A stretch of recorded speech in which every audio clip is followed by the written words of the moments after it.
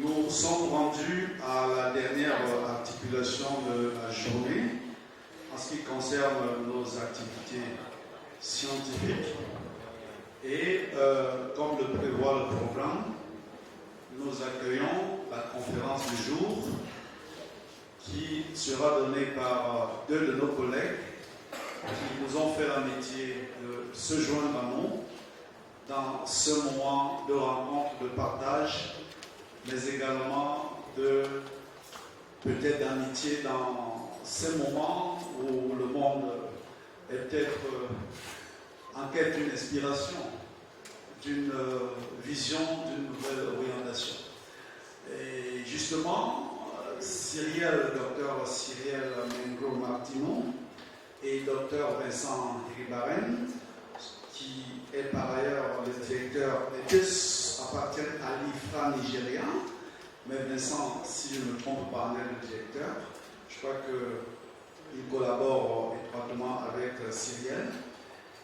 Ils vont donc nous entretenir sur une expérience nigériane, des humanités numériques en particulier, comme vous pouvez le lire, numérisation d'archives et questionnement épistémologique, le cas du projet Naïdia Archive de l'IFRA Nigeria. Je préfère leur donner la parole pour la suite de la présentation. Merci.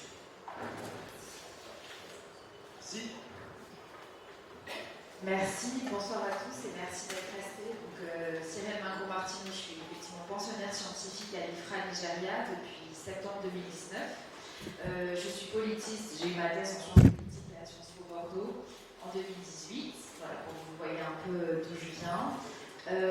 Déjà, je voudrais vous remercier de votre accueil, remercier Prof Emmanuel pour votre accueil au Cameroun. Je pense que ça nous change du Nigeria et ça nous fait une bonne pause. On apprécie beaucoup d'être là. Et puis merci à vous aussi.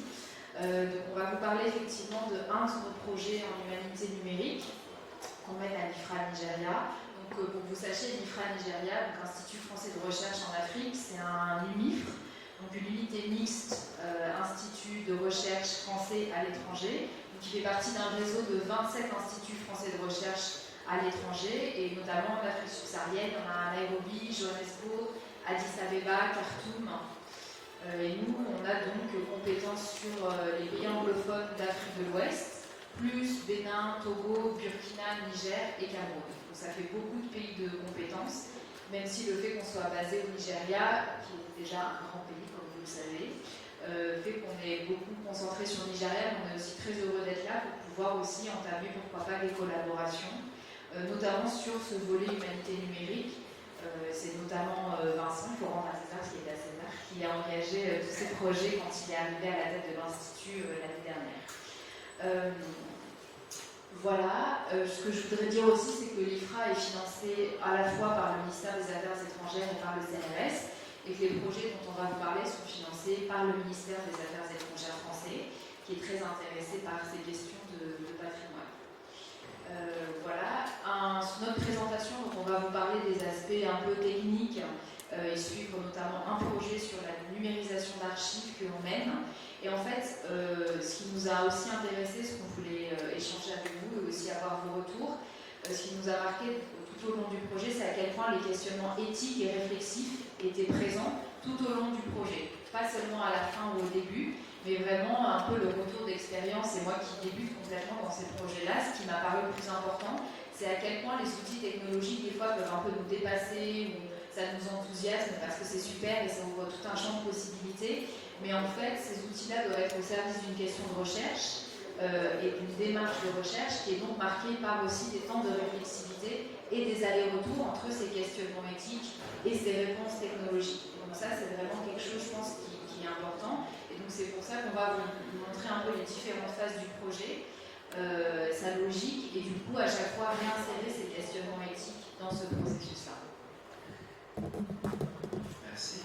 Laissez-moi aussi remercier Emmanuel pour l'organisation de cette conférence. Merci beaucoup. J'apprécie vraiment la d'être ici. C'est un plaisir de vous rencontrer tous. J'espère qu'on aura d'autres occasions. Donc merci encore. Laissez-moi d'abord présenter donc un petit peu le projet qu'on a eu en tête. Alors, ce que je veux d'abord dire, c'est qu'on n'est pas tout seul. Si elle a dit qu'on travaille ensemble, elle a tout à fait raison, mais il y a aussi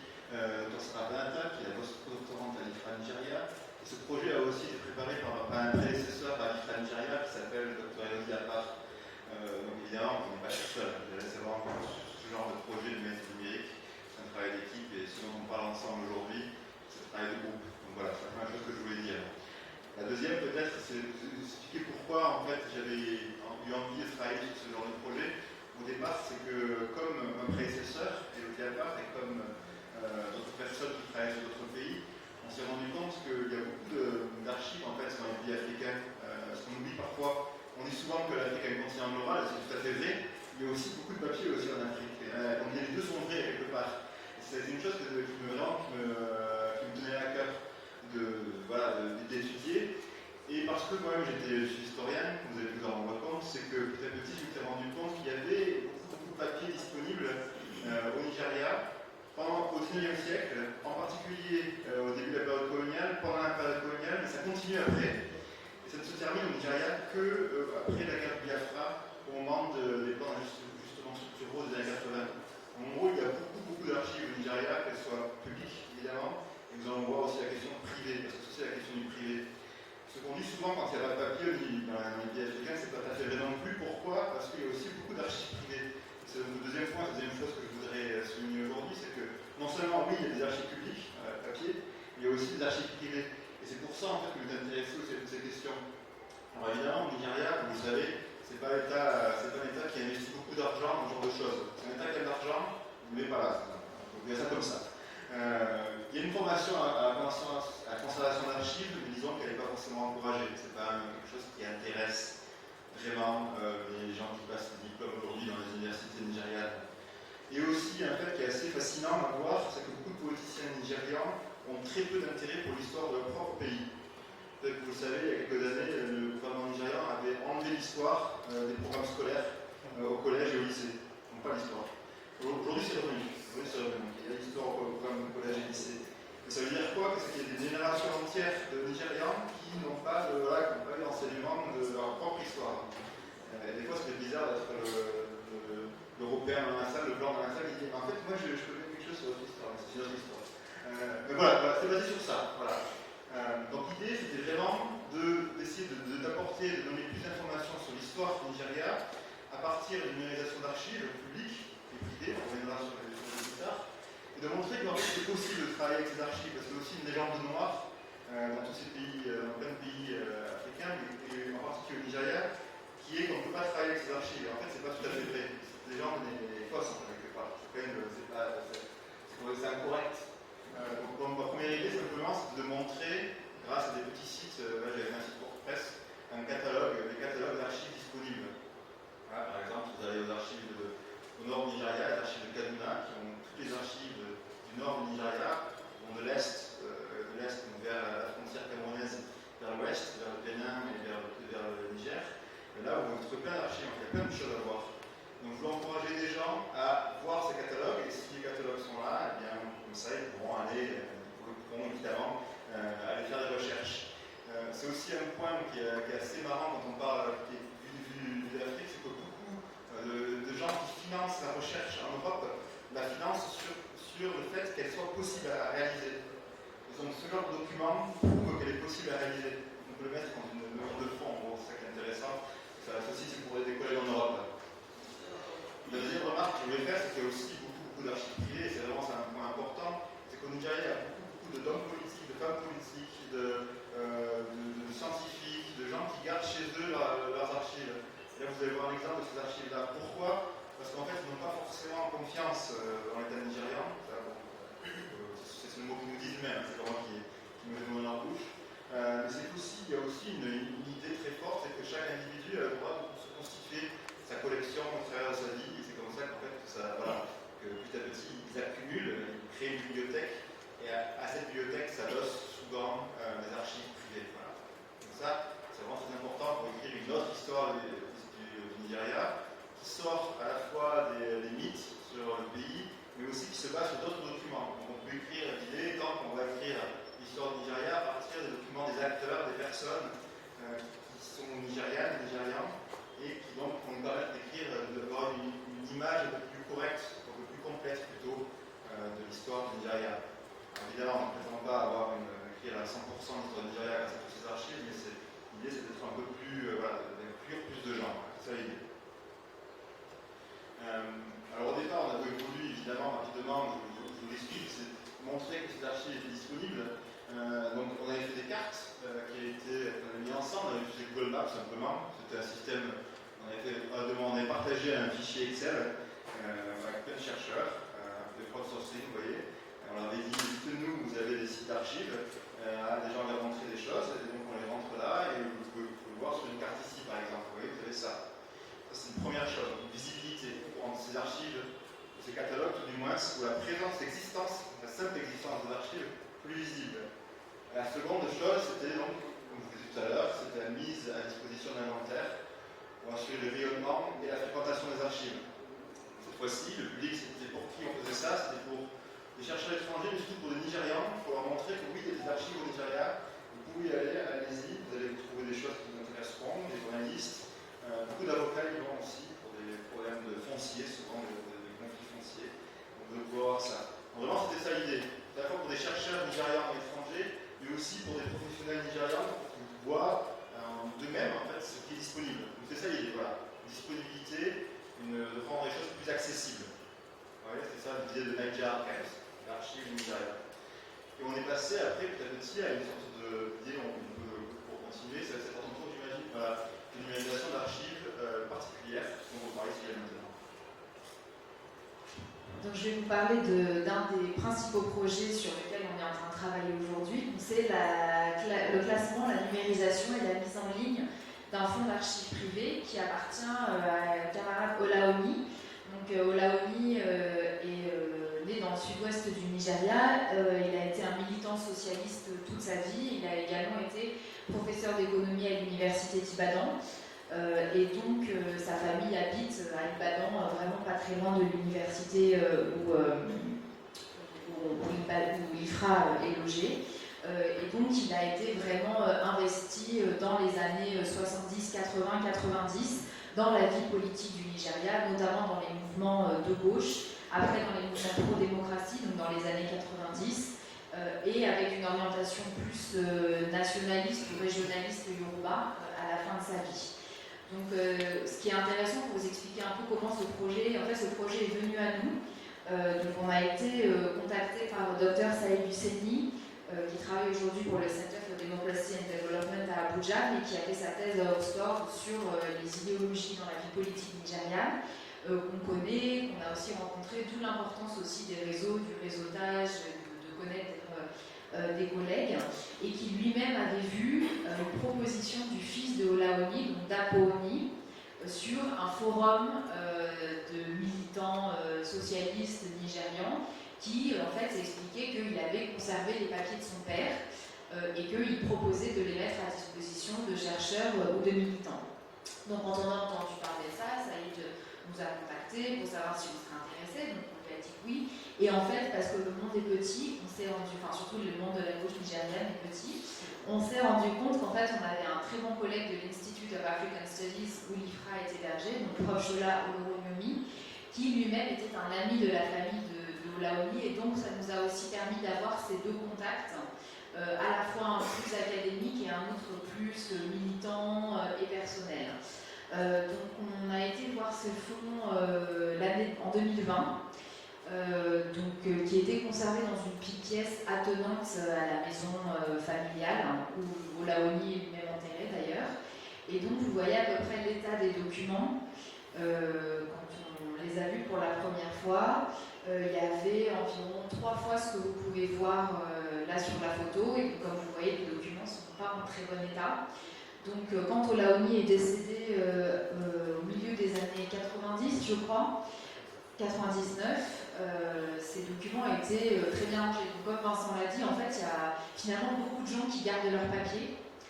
Certaines personnes sont plus organisées que d'autres, et Olaomi faisait partie des gens qui étaient très organisés. Donc en fait, apparemment, tous les fichiers, tous les dossiers étaient très bien organisés, mais le temps passe. La question du temps, de la disparition des traces aussi, c'est quelque chose d'important. Il y a l'humidité, la saison des pluies, les dégâts des eaux, le fait que la famille n'est pas toujours prête aussi à faire l'effort, à garder une pièce pour conserver ces documents. Il y a pas mal de documents qui ont été mangés par des souris. On a retrouvé des souris dans certains cartons. Enfin, en fait, on parle aussi de choses très concrètes, notamment dans les climats tropicaux, pour conserver ces traces. Et donc, il y a... voilà. Et quelque chose aussi, donc, vu qu'il y avait les dégâts des eaux, les papiers avaient été bougés, et donc presque tout était dans le désordre. Voilà. Donc c'était assez prometteur, mais on s'est peut-être pas rendu compte tout de suite de l'étendue du travail. Je pense qu'on ne s'en est pas rendu compte, mais en tout cas, voilà l'état au début. On s'est vite aperçu de la richesse du fond. Donc on vous a montré quelques exemples de différents types de documents qui étaient présents dans ce fond, qui sont évidemment des documents inédits, donc des documents du mouvement socialiste nigérian, des documents aussi politiques avec beaucoup de tracts, avec des bulletins de vote aussi pour des partis à la fois socialistes et pro-démocratie, donc pendant les rares périodes de démocratie au Nigeria. Aussi beaucoup de correspondances. Donc là, c'est une lettre qui a été envoyée à Olaoni par Edwin Madonabu, qui est un autre militant socialiste de l'Est du Nigeria. D'autres types de documents qu'on avait, c'est pareil, des documents sur la période de démocratie et en fait aussi beaucoup de documents imprimés qui avaient trait à sa vie universitaire.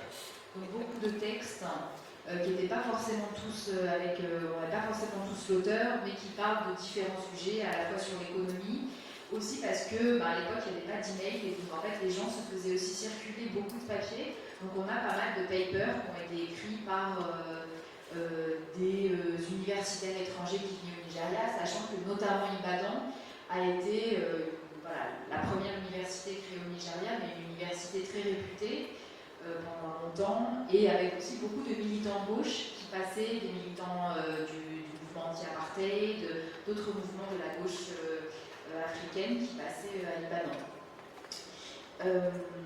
Donc voilà un peu ce qu'on avait au début pour commencer à travailler. Donc on s'y est mis vraiment à travailler en avril 2021.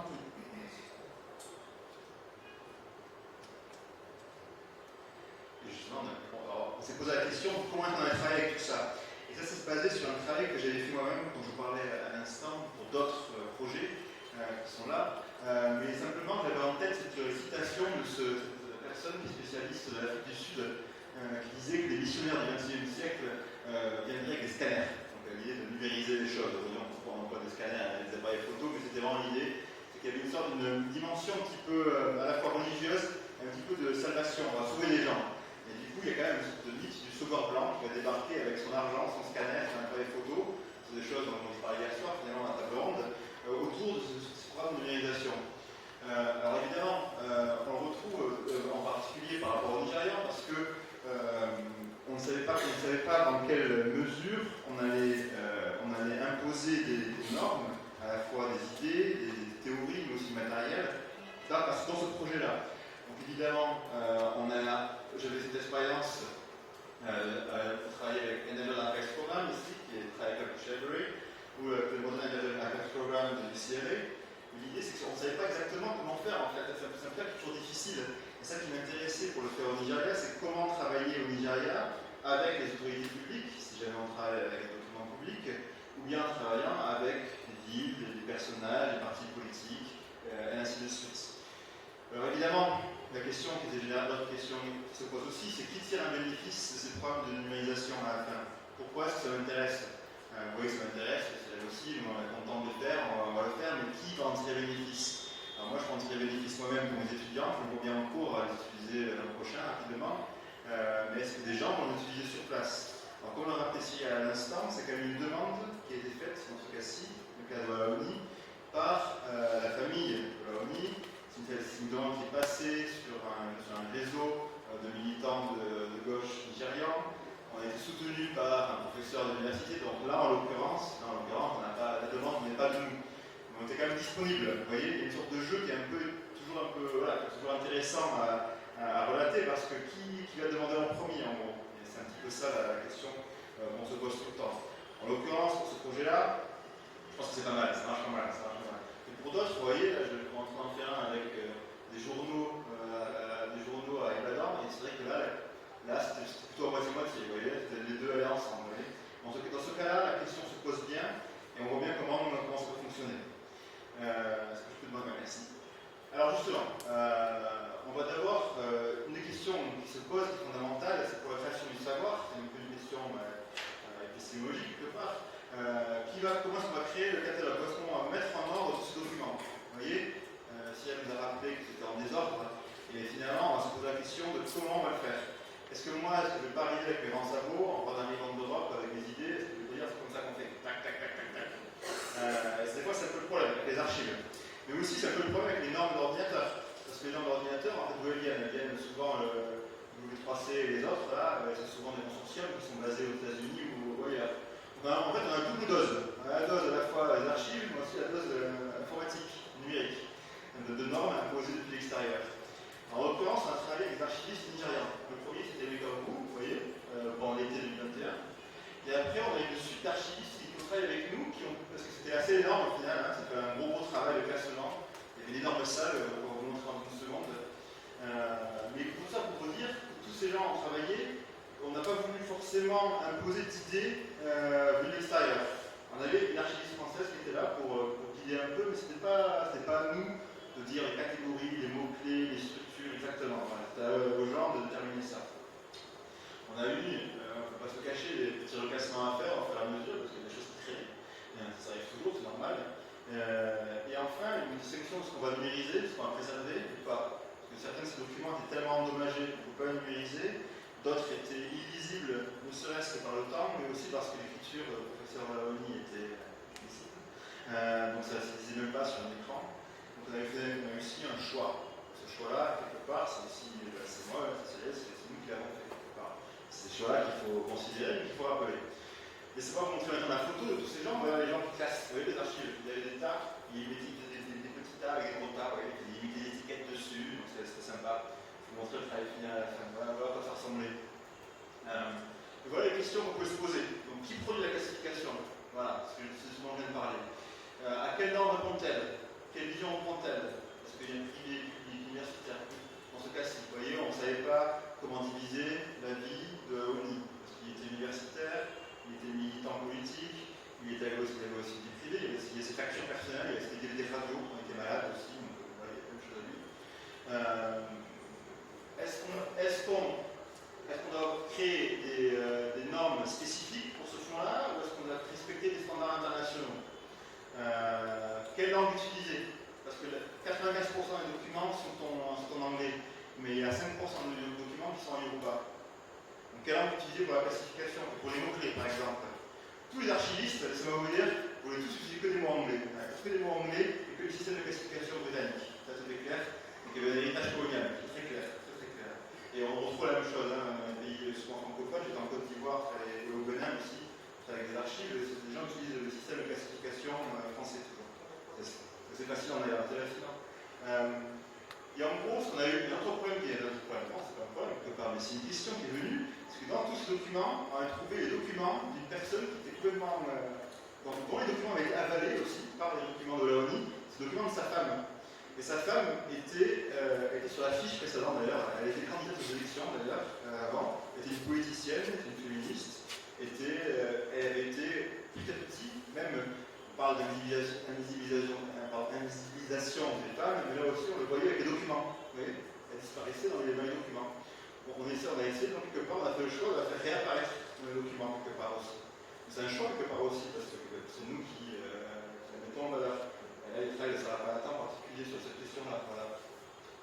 Voilà toutes ces questions qui pouvaient se poser, rien qu'avec la classification. Vous voyez, plein de choses. Des normes archivistiques, lesquelles suivre, des normes informatiques, lesquelles suivre, comment faire apparaître la langue yoruba, comment faire apparaître un personnage qui finalement était bien là. Voilà, c'est ça qui est intéressant. Donc voici le classement, il ressemble à la fin. Donc c'est le classement que l'on fait. J'ai laissé exprès le classement comme ça, avec des chiffres et des lettres après, pour la Oli. C'est comme ça que les Français classent les choses, c'est rigolo. La Française qui était là l'a fait automatiquement, comme en France. Nous, ça apparaîtra pas. Mais vous voyez, il y a une hiérarchie. Il y a une hiérarchie de documents, voilà, c'est pas fascinant au premier abord. Mais j'ai une petite surprise pour vous. On repasse d'un coup. Regardez, ça ressemble à ça en XML. Je dis pour vous, parce que c'est drôle, parce que c'est comme ça. Je fais comme ça en XML. Vous voyez, il y a un fond, voilà, il y a une série, il y a une série, après il y a une sous-série, et dans la sous-série, on peut encore descendre. Vous voyez, c'est un arbre, ouais, ça marche comme ça.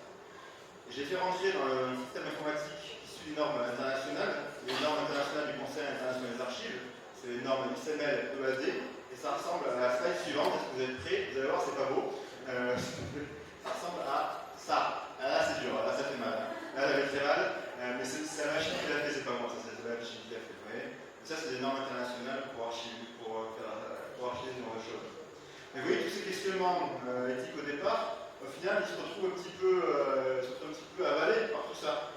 On voit apparaître, par exemple, la langue Yoruba dans le code, par exemple. On voit apparaître aussi que c'est au Nigeria, je l'ai vu, là, vous voyez, Country Code NG. Voilà, c'est au Nigeria. Et on voit ce genre de choses, vous voyez. Donc, c'est assez intéressant pour ça. Mais il y a quand même ce genre de questionnement qu'on voit juste ce genre de choses. Voilà. Et je travaille avec toi.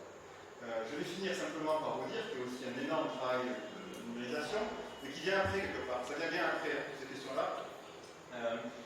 On a été autorisé à prendre les archives dans notre institut, ce qui est important. On avait eu de l'argent pour acheter un trépied, un appareil photo, le relier à l'ordinateur. Et en gros, on a pu engager Madame Véridité qui est devant nous, on ne voit pas très bien sur la photo, là, mais qui est en train de prendre des photos pendant 6 mois. Et ça fait en gros 6 mois de présentation, vous voyez, dans numérisation, et ça se fait toujours. Vous voyez, j'ai demandé à notre documentaliste, qui est là, de prendre une photo d'elle, de pêcher sa vérité, c'était avant-hier, ça, vous voyez.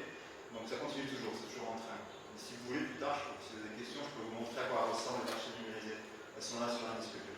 D'accord? Je vais arrêter là parce que ma collègue va continuer avec votre question.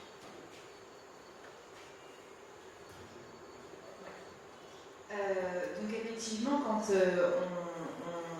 est passé à cette seconde phase de numérisation, il y a de nouveau des questionnements éthiques qui sont venus.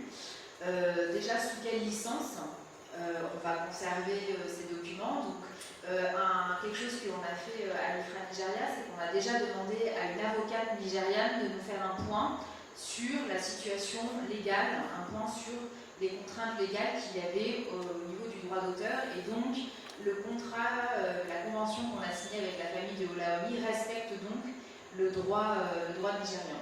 Et après, je ne sais plus quelle est la licence qu'on a. C'est CC je crois. Creative Commons et non commercial. Voilà. Et non dérivative. Et non dérivative. Voilà. Si c'est des choses dont on pourra reparler aussi. Mais en tout cas, la licence est quelque chose d'important aussi parce que si après vous mettez des documents en libre accès, vous devez y faire vraiment très attention, ou même une partie de votre code en fait, quand vous allez produire un code. Qui a le droit de réutiliser le code? Est-ce que vous autorisez la réutilisation commerciale du code ou pas? Sachant que si vous ne mettez rien, même des entreprises privées peuvent venir prendre votre code, le réutiliser et elles-mêmes faire de l'argent avec. Donc ça, c'est aussi une dimension à laquelle il faut penser. Pareil, on parlait des questions de standards, de métadonnées, et là encore, effectivement, des questionnements qui arrivent parce que la majorité de ces standards ont été élaborés au sein de consortiums qui ont été marqués par des épistémologies occidentales. Et donc, il y a aussi ce décalage qu'il peut y avoir.